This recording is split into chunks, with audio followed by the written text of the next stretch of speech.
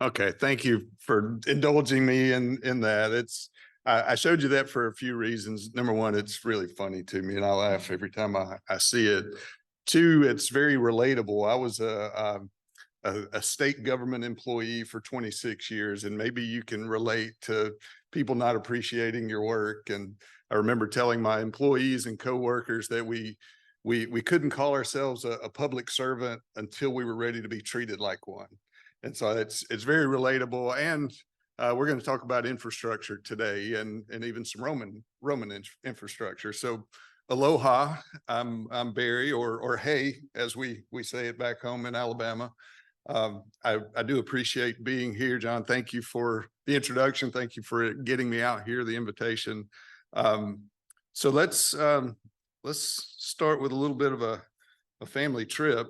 So last fall, October of 2022, I had the privilege of doing one of the most nerdy, amazing things I think I've ever done with my wife. We went to Rome, Italy. Well, actually Rome and Naples and Pompeii. I don't know if you, being environmental folks, you may have heard of Bill Hunt or know Bill Hunt from North Carolina State.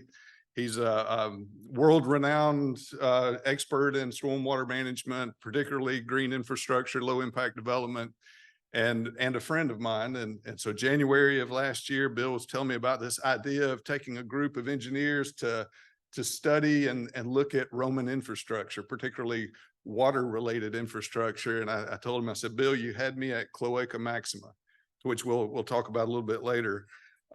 So that's Bill and I standing in waters that are still flowing from the Aqua Marcia, which is a Roman aqueduct that was built in 148 BC. Water still flowing in it. And I had this vision, I guess, as an aside, of all aqueducts being these raised conveyances of water with the arch supports. The Aqua Marcia is about 50 miles long, and only 10 to 15% of it is above ground. So just a little point of interest. Another point of interest is there are actually 3 aqueducts in both of these structures here. So the Aqua Marcia was at the bottom, and then when Rome needed to expand their water supply or their capacity, they would just build an aqueduct on top of that one, and then another one on top of that. And so we were able to see drinking water and sanitary sewer and stormwater facilities. This is actually in Pompeii. These fountains were spread out. You didn't have to walk more than, say, 300 feet to get to a public water supply. And so an aqueduct brought water into the city of about 12,000 people. They actually had lead pipe bringing water from that aqueduct, pressurized lead pipe, bringing water into homes, into public spaces, and into these fountains that were in the streets. And you probably guess what the stones were there on the corners. Those were to keep chariots and wagons from bumping into the fountains. There were stormwater infrastructure at the Roman steps and the Roman Forum, or the Spanish steps, the Roman Forum, the Trevi fountain that you've seen in every romantic comedy and set in Italy. Even clay stormwater drains in the walls of everyday homes. We saw some of that. The Pantheon, a former Roman temple converted to a Catholic church, still in operation today. It's got a 9-meter oculus at the top for structure, but also lets light in, which also lets stormwater, rainwater in. We nerds counted about 27 or 28 stormwater drains in the floor of this church. In Pompeii, some of the more wealthy families had these villas, and they, similar to the atrium outside, except rainwater drained from the roof into these, either a courtyard or even the living room of the home, and then they use that water for cooking and cleaning and drinking. Being transportation folks, some of you would have really appreciated the Appian Way. I got to ride bikes on the Appian Way, built in 312 BC. Certainly not the oldest road in the world, but the oldest strategic road in Rome, built for military purposes, kind of like our interstate system maybe. It was crowned to drain, had gutters in some places, curb cuts in other places to get the water off of it. You can see this road in Pompeii here. There's actually a water bar in the road that directed stormwater runoff into the inlet to the closed sewer system. And so this is 2,000 years ago. And not only was stormwater going in that inlet, all liquid waste were going into that inlet. The roads in Pompeii were just these canals of nastiness. So rainwater, any kind of liquids that the city residents needed to get rid of, it washed to the roads.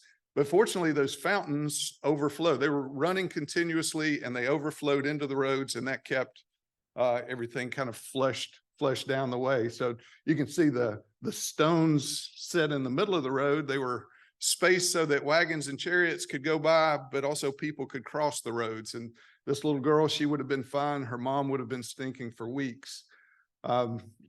So lead pipes piped into houses. They flowed all the time. My cats would appreciate that, but they drained out into the streets.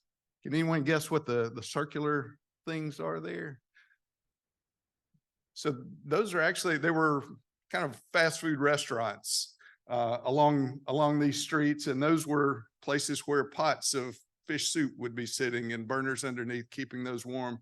But all of those wastes, ended up in the road also. We saw the Coliseum, 50,000 people sitting there above the platform. The floor of the Coliseum's kind of been reconstructed on the other end in the photo there. So 50,000 people sitting above, an army of slaves and workers below, and animals that were a part of the entertainment.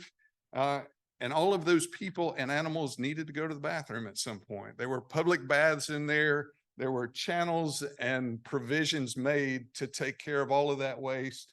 And it flowed out of the Coliseum in this tunnel over on the left and flowed to the Cloaca Maxima, which was the main sewer line that ran out of Rome. And so it ran through the Roman Forum, and it drained swamps and marshes, drained public baths and public facilities like the Coliseum. So yes, so Bill actually took us to the Cloaca Maxima at my request. We had to see where this main trunk line ran into the Tiber River. And so the photo there, when we get back up to it, yeah. So the photo on the upper right there, I took that photo. I didn't want to knock on that guy's door to get a better photo, but you can kind of see how big that used to be. Now it's, things have been separated. We've got the MS4 separated sanitary sewer and storm sewer systems. So it's much smaller, but in the day, they could actually float boats up the Cloaca Maxima to do maintenance and to make sure everything was flowing correctly. So we saw amazing art and beauty and in public spaces. So the Trevi Fountain in a public space, the public baths had these gigantic statues, just beautiful things. And you could go to a public bath for about a equivalent of $1 per visit, and go to the gymnasium and go to cooled pools and warm pools and hot pools. It was pretty amazing. My favorite part was Pompeii. That's Mount Vesuvius in the background, and just a completely interesting place to be infrastructure wise. And it made me think about Seth Godin, an author, one of my favorite authors. He said that where you're born has more to do with your future than just about anything else. And that's because of infrastructure. So where we're born, we're fortunate to be born in a place that has the infrastructure built in to support us. We don't have to worry so much about the basic necessities of life. And so when I'm talking about infrastructure today, I like this definition: the basic physical and organizational structures and facilities needed for the operation of a society or enterprise. And so those needs, that definition, that fits ancient Rome and Pompeii. It also fits today. So the definition of infrastructure hasn't changed in thousands of years, but the face of infrastructure changes with every generation. So that's Kalakaua Avenue there. And just thinking about the infrastructure we have available to us just in this one snapshot. Of course, transportation, several modes of transportation available to us there, roads and pedestrian places for pedestrians, not just some pedestrians, but all pedestrians. Even if you're in a wheelchair, you should be able to get around there. Trash facilities, we know there's above ground utilities, below ground utilities. A pretty good dichotomy of infrastructure here is the payphone. I haven't seen a payphone in a while. So the payphone's right next to the solar powered electric bike rental kiosk. That's a pretty neat dichotomy. On the plane ride over yesterday, I'd never watched the series 1883, or there's also one called 1923. I don't know if you're familiar with those. The 1883 has the guy that was Patrick Swayze's mentor in Roadhouse, the guy with the deep voice, and then I think Harrison Ford's in 1923. So you've got 40 years of difference there. In 1883, these are pioneers that are horses, wagons, gunfights, headed out into to the west to a better future for themselves. 1923, that series is set in Bozeman, Montana. There's still horses and gunfights, but they're also automobiles. They go into downtown Bozeman, which I was there just a few weeks ago, and the streets are paved and there are cars everywhere along with the horses. And so if you think about the change that can take place in infrastructure over a short period of time, so how many gas stations do you think there were in the US in 1904? There were 0. How many do you think there were in 1905? There was 1. It was in St. Louis, Missouri. 1907, the second gas station came along in Seattle. That was the same year that Aloha Petroleum was established in Honolulu. So at that time, there were over 300,000 cars on the roads by the time the second gas station came to the United States. So they were fueling their cars at home. There's an agricultural, society back then. They had their own gas pumps for tractors and that sort of thing. They would, if they didn't, they went down the road to the farmer that did have gas pumps. And so when I think about or hear the criticism of electric vehicles and how, it'll never work because we don't have the infrastructure, I take some comfort in knowing we've done this before. We didn't have as many options before, but we've done this before. So in a short period of time, you can go from no gas stations to today we've got 11,000 gas stations in Hawaii, but in a short period of time, we're supporting hundreds of thousands, millions of automobiles. So the first gas stations didn't come to Hawaii till 8 years after the first locomobile came, and 2 years after the mass production of the Model T came to Hawaii. So we can take some comfort that infrastructure, it always follows technology and it follows our expectations. So the needs of the society or enterprise follow along. And it's the same way with stormwater infrastructure. The needs of society have to be met in terms of water quality. And so stormwater infrastructure today looks different than it looked 75 years ago. It looks different than it did 10 years ago in many places. Green infrastructure, I love the concept of using natural materials and processes to deliver infrastructure functions, but I really hope that one day the term green infrastructure goes away. I don't care if it's green or gray or purple. We should be selecting infrastructure elements that fit the situation, that work best for society, for the needs of society. And in a lot of cases, that's going to be green infrastructure. And we should be working toward that because our expectations are that we want to work, live, and play in places that are livable, sustainable, and resilient. And I think this guy with ASCE got it right when he said, because at the end of the day, all these cities are competing for talent, and that talent is saying, we want to live in a city that's a responsible steward of resources. So we get to define what livability looks like for us in 2023, in 2024, and on out into the future. And if we infrastructure stewards are paying attention, which we need to be paying attention, then we'll be looking out toward the needs of society in terms of livability, sustainability, and resilience. So Seth Godin goes on to say the biggest difference between, pick your set of dates there, aren't the ideas we have or the humans around us. Humans really haven't changed that much.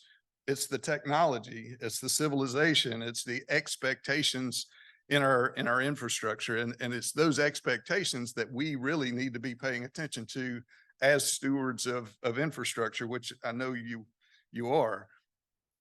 And so I've worked for several DOTs across the US, and every time I engage with a DOT, one of the first things I do is I look up their mission statement.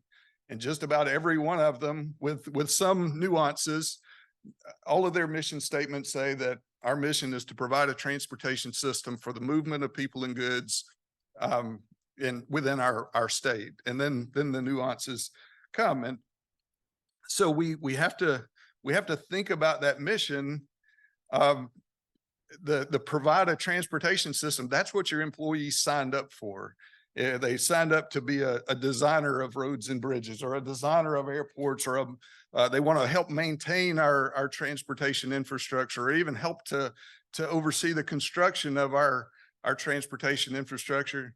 They didn't sign up to protect the environment, most of them. There is a small set that did, that we do, but the legislature for Hawaii, it didn't create the Department of Transportation to protect the environment. It created the Department of Transportation to provide that transportation system. So somehow you have to make a connection between your responsibilities, your environmental responsibilities, and that mission, if you're ever going to get the folks that didn't sign up for that to pay attention and to contribute. So this is the way I lay it out for folks: is we know our mission to provide a transportation system. In order to fulfill that mission, we have to engage in activities that have the potential to negatively impact the environment. And it's that potential that triggers our environmental responsibilities. And so our environmental responsibilities, they may be regulatory in nature. You know, we need those permits and clearances and authorizations so that we can do our work. But they also may be social in nature. We have a kind of a social contract with the people who pay our salaries, either directly or indirectly for us consultants. But our neighbors expect us to behave in a certain way as we do our work, as we fulfill our mission of providing that transportation system. And so we absolutely have to have the buy-in of our regulators, but we also have to have the buy-in of society, of the folks that we're working for. And if we don't, then it makes it very difficult to fulfill our mission. Our projects get delayed, our projects get halted, things become more expensive, we become more inefficient, and things just get really complicated if we fail to address our environmental responsibilities. So there's a tool for you to carry back. I know that that's a challenge for all of you environmental professionals, is to make that connection or demonstrate that connection to the folks that didn't sign up to do what you do, or to take care of the things that you actually need them to take care of. And I'm talking to, transportation agencies, but really it applies to anyone, whether it's Walmart or the hospital or the airline or the airport. All of these entities, if they're not taking care of their environmental responsibilities, it's going to make it very difficult for them to fulfill their mission.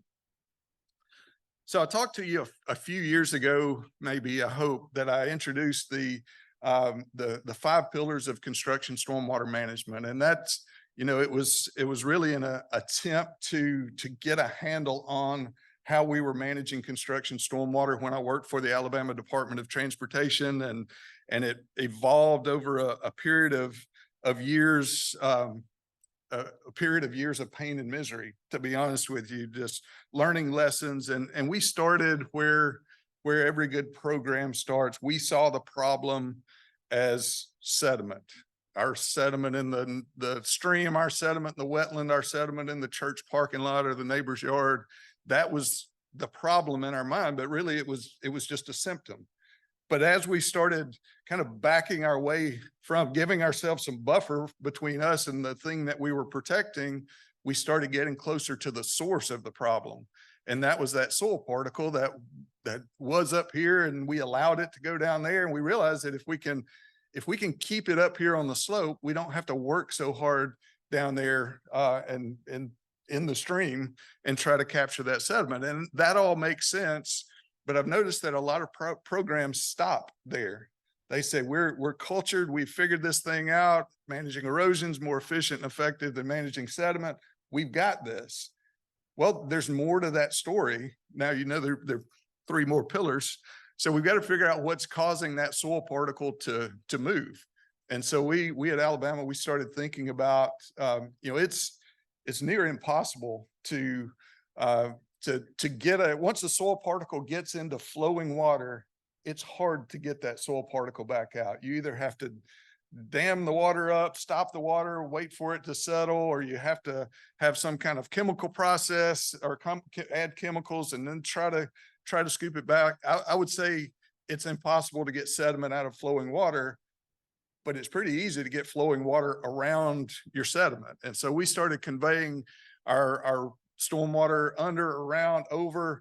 You know, it's not your responsibility to clean up someone else's dirty water. So if you get run on to your project or flow through waters, your job's to not further degrade that water, let it flow through. And once we do that, we've reduced our workload to only those, having to deal with only those raindrops that fall on our job site, which is a much more manageable proposition. Besides, you know, once sediment is in water, well, actually, when we slow water down, back up, if we allow water to speed up, if we allow that velocity to double, then the erosive energy of that water increases, its sediment carrying capacity increases, the size of the soil particle that it can carry increases. So if we'll just slow that water down, then we can reduce erosive energy, reduce the sediment carrying capacity. And I keep saying we, but you and I aren't out there with shovels and we're not flipping levers on equipment. We need our contractors to help us out with that. And one thing that we realized along the way is, you know, our contractors are pretty capable people. They're smart, they're innovative. They can do just about anything we ask them to do as long as we tell them up front and we're willing to pay for it. Are there any contractors in the room today that would admit being a contractor? Well, I guarantee you, if there were contractors in the room, and maybe you are here, I guarantee you would say, yes, it is true, Barry.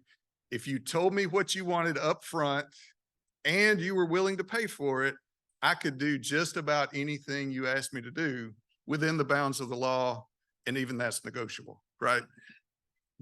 So I think, but we have to tell them, we have to say up front, here are our priorities and our expectations, and here's what we need you to do. And we do that all the time. We say, contractor, if you're the low bidder on this project, we're going to pay you exactly what you asked for this item of work, this unit item of work.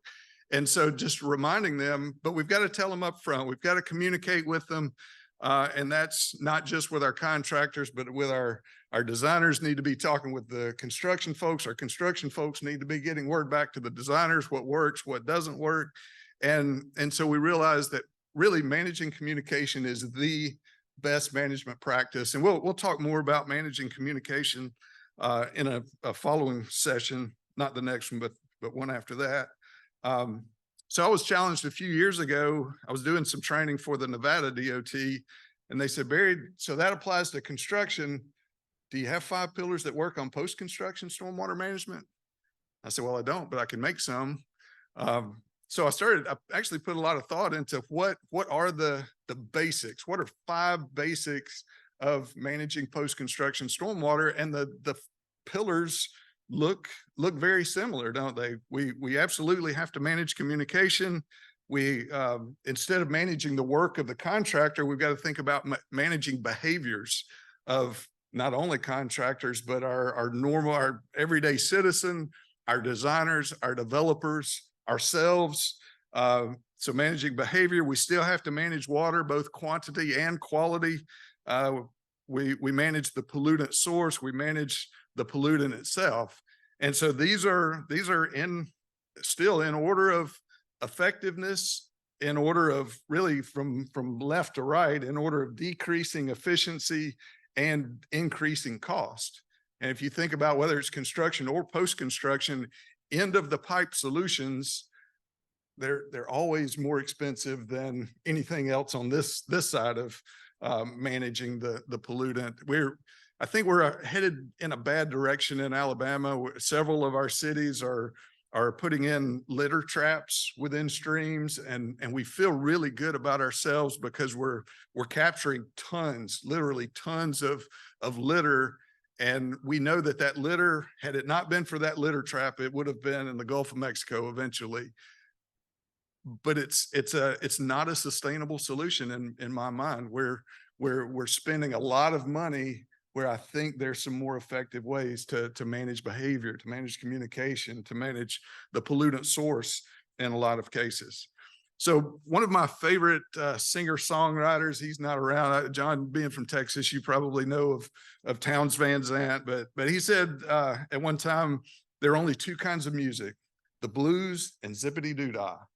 And so with the 5 pillars, I kind of feel like, and this is not to criticize anyone or any effort, but I feel like managing erosion, managing sediment, that's kind of the zippity-doo-dah of the 5 pillars. If you want to really be effective, if you want to get deep, then you start managing communication, managing work, managing water. That's where effectiveness and efficiency come in. But if we didn't manage those others, we wouldn't have all the ads in our magazines and our booth out, or our vendor showcase out here would be pretty empty. I typically say there are no salesmen, there are no booths selling communication. But the first thing I saw when I walked into our vendor area today was public education and outreach. And I thought, there are some communication salespeople in here. That's great. So I'm not going to talk too much about managing communication, since we'll have another session later. But just so you know, that includes all efforts to convey information among stakeholders to increase effectiveness in planning, design, and implementation. And that, again, that's thinking stormwater in general. And so managing communication is the best management practice, period. It's not my favorite, though. My favorite is managing work. And this includes all operational efforts to ensure that work proceeds in a manner that is protective of the owner's interest and their responsibilities. You know, we do enter into partnering agreements and have a collaborative mindset. And we like to say that we're all working for the same outcome. We're really not. There are some things that we are working towards, say on a construction site. We do want a good quality roadway, safe roadway that's constructed in the time that we've set aside for its construction. But your contractor, they're wanting to stay alive and make a profit so they can keep going. You want that also for them, but that's not your mission. Your mission is not to support contractors. Your mission is to provide a transportation system. And so anything that takes away from that is, we really need to be paying attention. So managing work is just what it says. It's telling the contractor, hey, we would like for you, for this amount of money, we want you to do it this way. We're telling you up front, we're willing to pay for it. That's what managing work is. But sometimes that gets lost in our thinking. I hear, well, for most of my career at the DOT, one of the phrases that really bothered me was, Barry, we can't control the contractor's means and methods. I get it, but yes, you can. You're writing the check. You're telling them up front, you're willing to pay for it. That contractor is willing and able to do anything you ask them to, as long as you tell them up front you're willing to pay for it. Yes, you can dictate their means and methods. And another thing, you do it all the time. You tell them exactly how to lay asphalt. You tell them exactly how to pour concrete. But when it comes to stormwater and environmental matters, we say, well, we can't dictate the contractor's means and methods. And it seems to be a cop-out. It seems to be an excuse for, Barry, we really don't know how you're going to build this job. So let's just say, hey, contractor, we want you to protect water quality. You go do your thing. Well, that doesn't always work for us, right? We need to protect the owner's interests if we can. So I'm working with the Nebraska DOT and the Ohio DOT. Just started with the Ohio DOT, and we're developing construction stormwater management manuals for those DOTs, and both of them have decided to categorize and classify their BMPs using the 5 pillars of construction stormwater management. So we have within managing work, within that chapter, we have these control measures here to help manage work. And then within each control measure are our best management practices. And so my favorite best management practice within my favorite control measure, within my favorite pillar, is delay and limitation of soil disturbance. And so this is kind of what that looks like. This graphic was created by JEO, a contract or a consultant I'm working with in Nebraska. But imagine yourself standing on a construction site, and you're standing right where all the action is. There's grading going on, there's drainage being installed, and that's what's happening right here in front of me. But way over there, the contractor's already put all that stuff in. He's already made it to subgrade. The drainage is in. There's crushed aggregate on the base layer. There may even be asphalt out there down there. Now over here, contractor's clearing. They're getting ready. And the contractor didn't cut a tree until they were ready to start grading. So once we get that cleared, then we're going to move our grading operation to there. And then beyond that, there's still trees standing. And so we're limiting and delaying our disturbance. And it's really based on this equation. Anybody know what this equation is? Come on. The revised universal soil loss equation, or Russell. So we're not going to get into all the variables there. That would be fun. I just want to talk about the units of the product and the units. So the A is the average annual soil loss. So that's what you want that number to come down if you can. And that's for a particular slope or particular area you're looking at. And the units are tons per acre per year, or mass of soil trying to leave your site per acre, per area of disturbance, per duration of disturbance. So it's a linear equation. If we want the mass of sediment to go down, we have to cause the the area of disturbance to go down, and or the duration of disturbance. Can we cause the area of disturbance to go down on our construction sites? Yes, we can. Can we cause the duration of disturbance to go down on our construction site? Yes, we can. You can only do that through managing the work of the contractor and managing communication, telling them up front what you need. So this is what it looks like from a drone perspective. So we're a mile into the project. We've already got our subgrade, our roadside ditches and median ditches already have permanent vegetation either installed or established.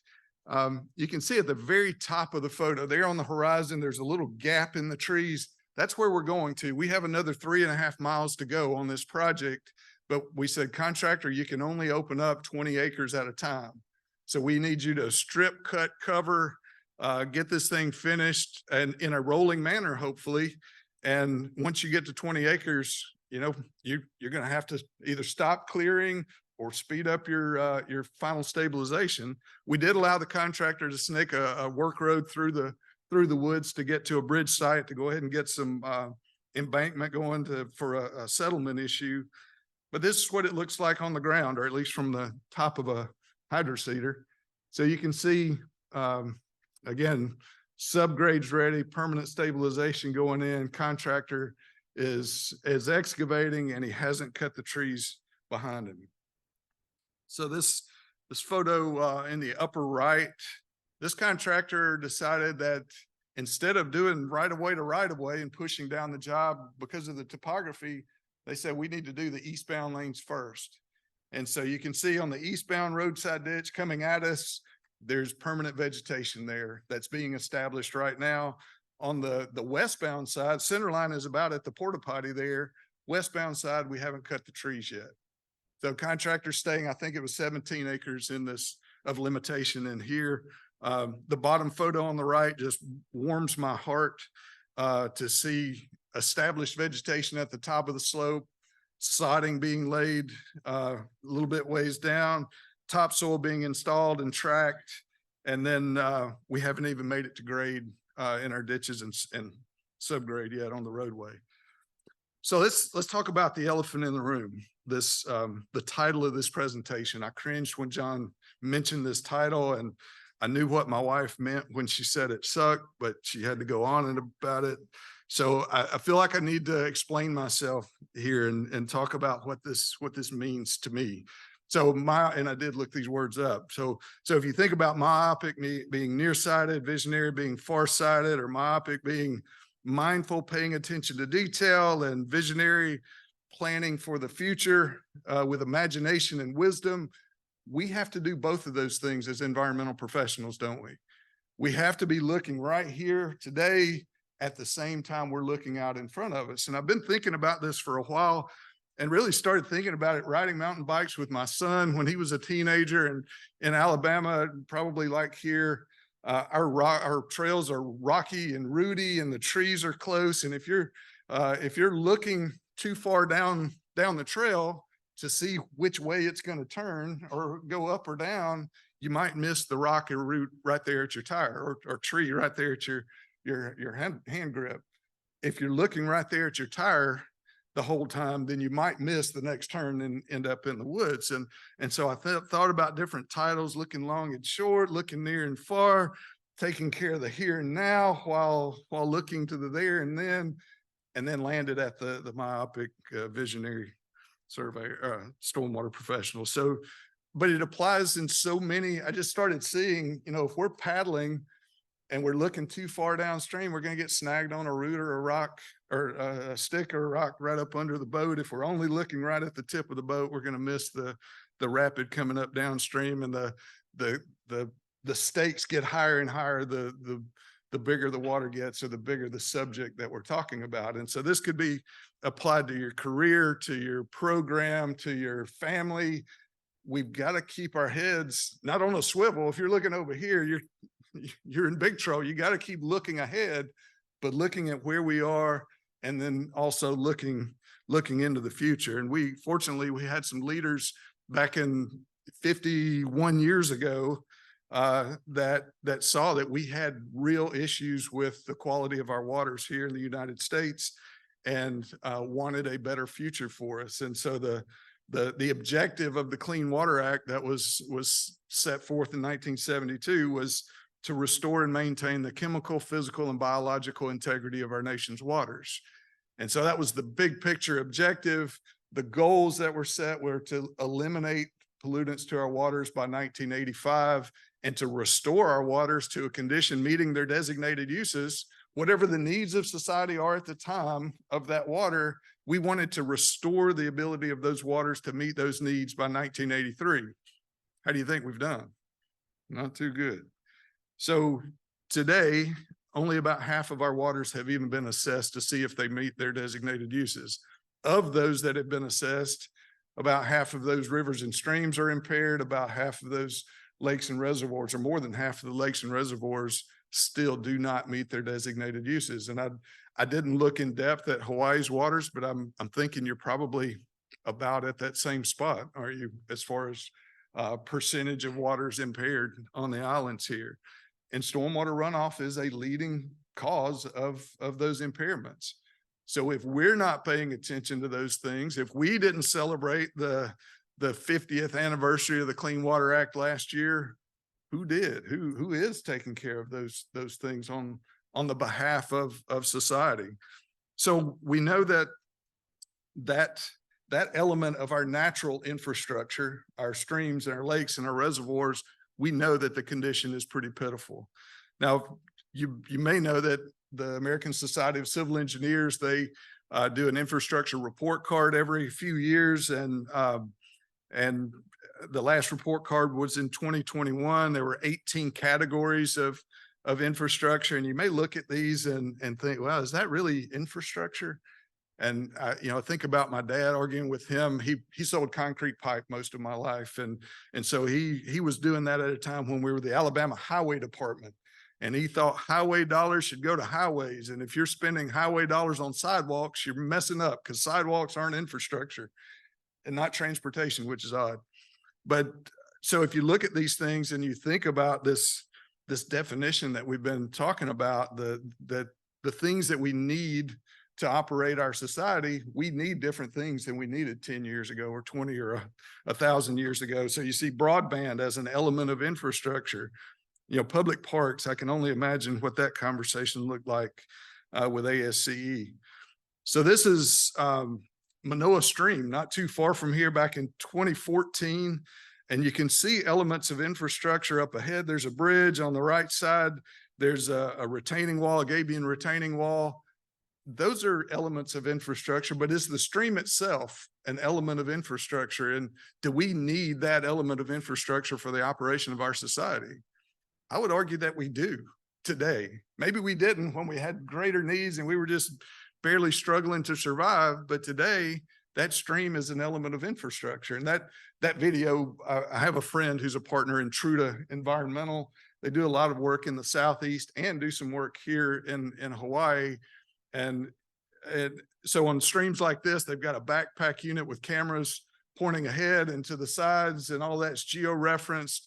If they're in a stream, they have kayaks with depth finders, and it's a pretty cool operation, and they do stream evaluations and that sort of thing. So that conversation about public parks, I can imagine a cigar smoke filled room where the guys are saying, should public parks be an element of infrastructure? And they say, well, I don't think so, because it's a slippery slope, and before you know it, the stormwater people will want in.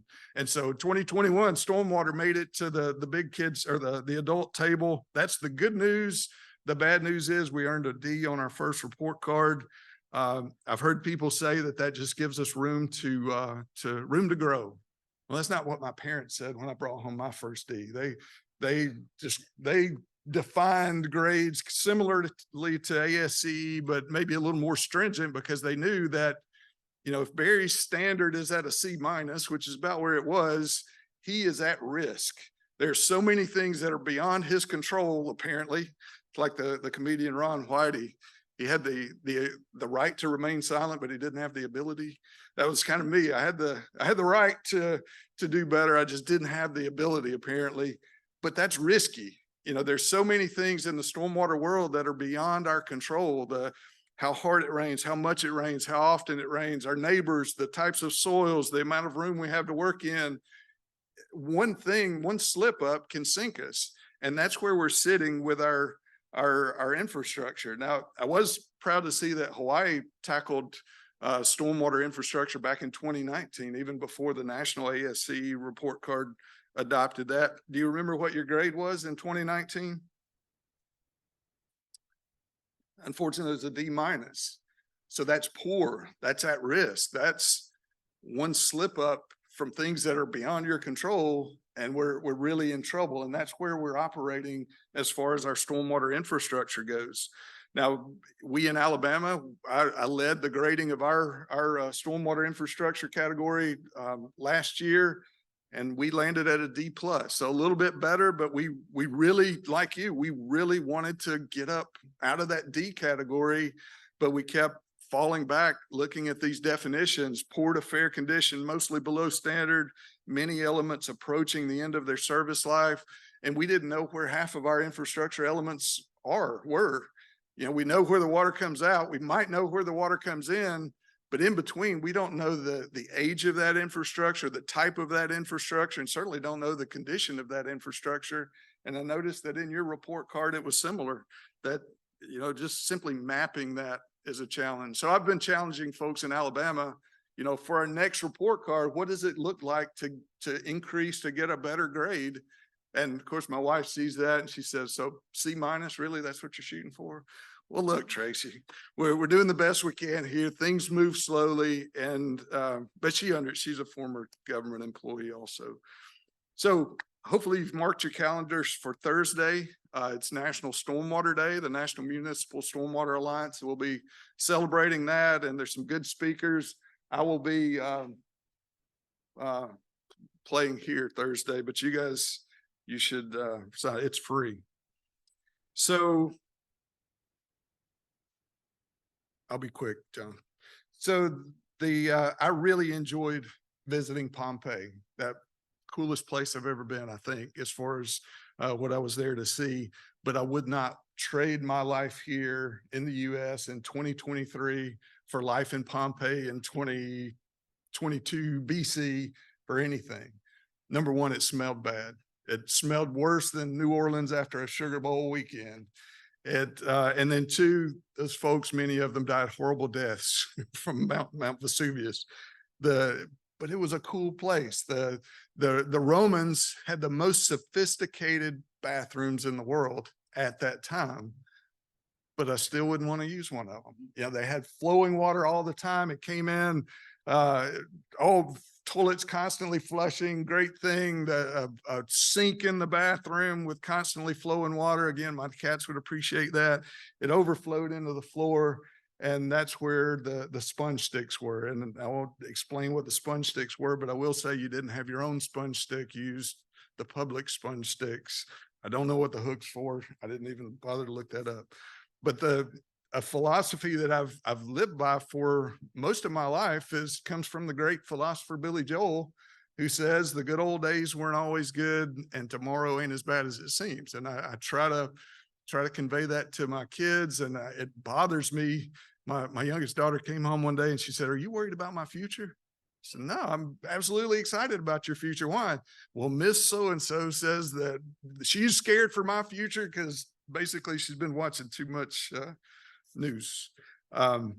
So the folks on the right, that's the group that I went to Rome, Italy with, a bunch of nerdy water engineers. And, you know, whether they had money or not, they think they don't have money. So it was an expensive trip to them. That many of them are introverted and like myself in some respects. So the thought of spending a bunch of money to spend time in a faraway place with a bunch of strangers didn't appeal to really any of us, but we did it anyway, and we were better for it. And it's neat to me that the people around us have such impact and influence on our lives, whether they're there for a day or for a career with us. It's pretty cool. And I hope that you appreciate the people that are around you. Not only that, but you also feel that obligation to speak into their lives, knowing that you might be the person to impact. And so one more story, John. So the two kids at the top left, those are my two oldest kids a long time ago. They're both married, one with kids now, Katie and Parker. So Katie, in her junior year at Mississippi State in biomedical engineering, she calls home in tears, just distraught. And she had made her first B in college. And it was a bad day for Katie. It was a bad day for the whole family. She had made her first B in college. And then fast forward 2 years down the road, Parker's at Auburn and he's sophomore year, and he calls home and he's ecstatic. He is just pumped up. He had made his first B in college. And we were all excited for him. And Katie and Parker had different standards and different expectations, and we did also. So I think we need to be thinking about what standards and expectations we have for our water-based infrastructure here in Hawaii and here in the United States. Because one day, McGee, that's my youngest daughter, same life jacket, but many years later, 10 years later, it's a long story. She's about 9 years younger than Katie.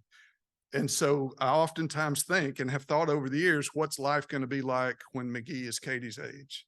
And so what's Manoa Stream going to be when McGee is Katie's age? What's Hawaii's environment going to be like? And when McGee is Katie's age, what's the Hawaii DOT's, what's your program look like? What's your profession? What do you look like when McGee is Katie's age? So just something to think about think about our standards and expectations we set for ourselves and for each other and for our programs. And I apologize for running out of time, but I will be around all day, and whatever questions you might have right now, I'll be happy to answer those in the communication section a little bit later. But thank you so much. I appreciate you. Thanks, Barry. I do want to say, I didn't get to introduce Barry because I wanted to give him as much time as I possibly could. Barry has decades of experience in stormwater, and he mentioned his wife, Tracy.